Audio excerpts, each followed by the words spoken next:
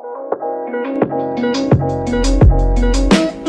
semua, perkenalkan nama saya Magdalena Leoni Chandra dengan NIM 18025510525 dari PSSKGPDG Angkatan 2018 Universitas Udayana.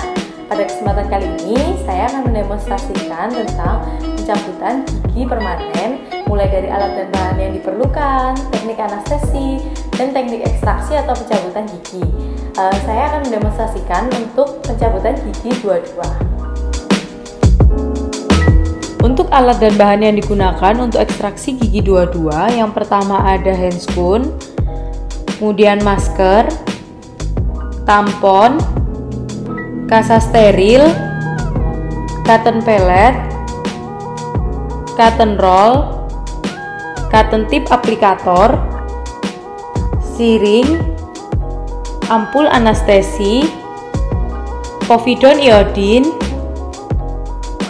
anestesi topikal, alat OD berupa pinset, kaca mulut, sonde, kemudian ada desmotom, kemudian straight elevator, dan yang terakhir forceps anterior gigi permanen. Pada pencabutan gigi rahang atas, posisi dental chair membentuk sudut 120 derajat dari bidang horizontal. Kemudian untuk tinggi mulut pasien tidak melebihi tinggi bahu operator. Untuk permukaan oklusal gigi rahang atas itu berada pada sudut 45 derajat dari bidang horizontal ketika mulut terbuka. Untuk posisi operator, untuk anestesi nasopalatinus, operator berada pada posisi jam 12. Untuk anestesi infiltrasi gigi 22, posisi operator berada pada posisi jam 9 dengan memiringkan kepala pasien. Kemudian untuk posisi operator pada saat ekstraksi, operator berada di depan dan di sebelah kanan pasien. Untuk operator yang kidal harus berada di depan dan di sebelah kiri pasien.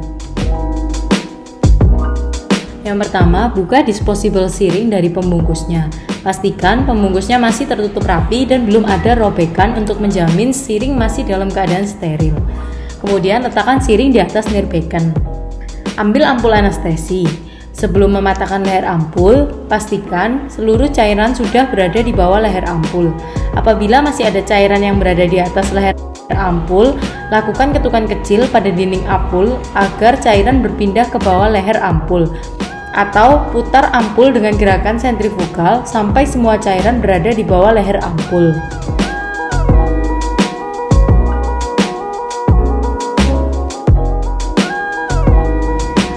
Setelah semua cairan berada di bawah leher ampul, patahkan ampul dengan tangan kiri memegang ampul dan tangan kanan mematahkan leher ampul.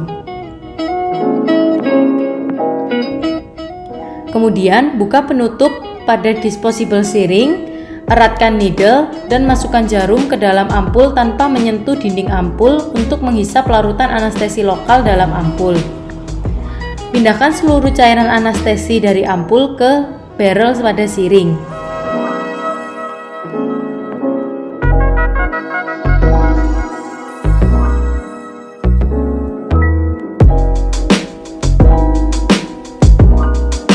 Periksa apakah ada gelembung udara dalam barrel tersebut.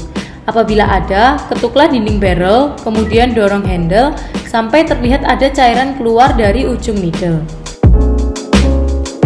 Setelah itu, pasang penutup jarum.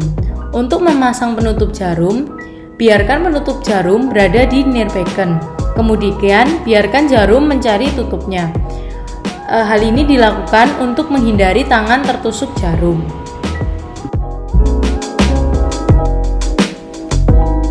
Untuk anestesi nasopalatinus, yang pertama, keringkan area yang sudah dianestesi menggunakan kasa steril dengan bantuan pinset dan kaca mulut dengan gerakan memutar. Kemudian, sterilisasikan area yang sudah dikeringkan tadi menggunakan cotton pellet yang sudah diaplikasikan cairan antiseptik dari area injeksi ke arah luar dengan gerakan memutar. Aplikasikan anestesi topikal dengan cotton tip aplikator pada daerah yang akan diinsersikan jarum. Tekan pada satu titik selama 1-2 menit. Kemudian insersikan jarum pada daerah yang akan dituju secara perlahan-lahan dengan bevel yang menghadap ke arah tulang.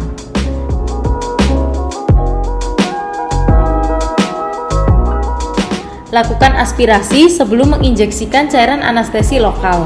Apabila aspirasi negatif, deponirkan perlahan cairan anestesi sebanyak 0,3 cc. Setelah itu, insersikan jarum lebih dalam lagi, kemudian lakukan aspirasi kembali, lalu deponirkan lagi cairan anestesi sebanyak 0,3 cc secara perlahan. Selesai injeksi, tarik jarum dari daerah kerja secara perlahan dan bertahap untuk menghindari terjadinya pendarahan. Untuk anestesi infiltrasi gigi 22, prosedurnya hampir sama. Yang pertama, keringkan area yang akan dianestesi menggunakan kasa steril dengan bantuan pinset dan kaca mulut dengan gerakan memutar. Kemudian, sterilisasikan area yang sudah dikeringkan tadi menggunakan cotton pellet yang sudah diaplikasikan cairan antiseptik dari area injeksi ke arah luar dengan gerakan memutar. Aplikasikan anestesi topikal dengan cotton tip aplikator pada daerah yang akan diinsersikan jarum. Tekan pada satu titik selama 1-2 menit. Kemudian insersikan jarum pada tempat pertemuan mukosa tidak bergerak dan mukosa bergerak secara perlahan dengan arah jarum 45 derajat dan bevel menghadap ke arah tulang. Lakukan aspirasi sebelum menginjeksikan cairan anestesi lokal. Apabila aspirasi negatif, deponirkan cairan anestesi lokal secara perlahan sebanyak 1-1,5 cc. Setelah injeksi anestesi selesai, tarik jarum dari daerah kerja secara perlahan untuk menghindari terjadinya pendarahan.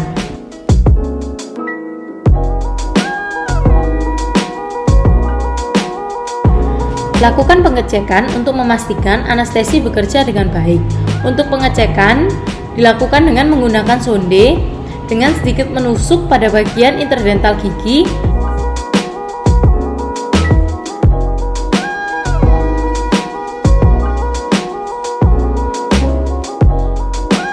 dan menggunakan belakang sonde untuk mengetuk mukosa. Apabila pasien kebas dan tidak merasa sakit, dapat dikatakan bahwa anestesi telah bekerja. Saat melakukan ekstraksi, tangan dominan memegang instrumen dan tangan non-dominan memegang mukosa dengan posisi ibu jari pada bagian palatal dan posisi jari telunjuk di bagian labial. Untuk melakukan ekstraksi, tahap pertama yaitu memisahkan perlekatan jaringan lunak dari gigi menggunakan desmotom.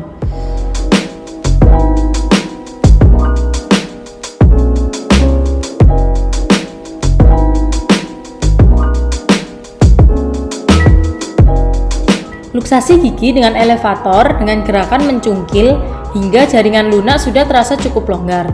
Fiksasi gigi tetangga dengan menggunakan jari tangan kiri.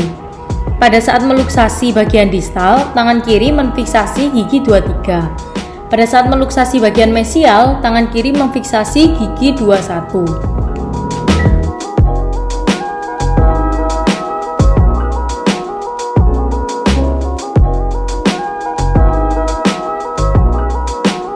Aplikasikan forceps pada gigi 22 seapikal mungkin dengan panjang sumbu paru forceps sejajar dengan sumbu panjang gigi. Kemudian, luksasi forceps ke arah labial baru ke arah palatal secara perlahan sehingga terjadi ekspansi tulang. Dan fiksasi gigi tetangganya dengan jari-jari tangan kiri. Kemudian gaya diperbesar dengan gerakan merotasi yang minimal. Gigi diekstraksi dalam arah rabial dan insisal dengan gaya tarik yang ringan. Irigasi soket untuk menghilangkan debris-debris yang masih tertinggal.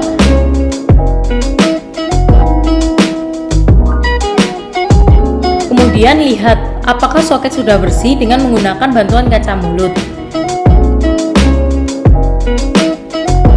Kemudian lakukan sedikit tekanan pada mukosa gigi yang telah diekstraksi untuk mengembalikan bentuk mukosa ke bentuk semula.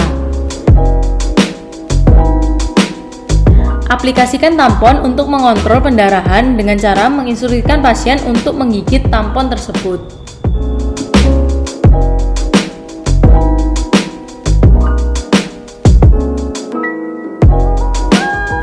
Setelah dilakukan ekstraksi, ada beberapa hal penting yang perlu disampaikan kepada pasien.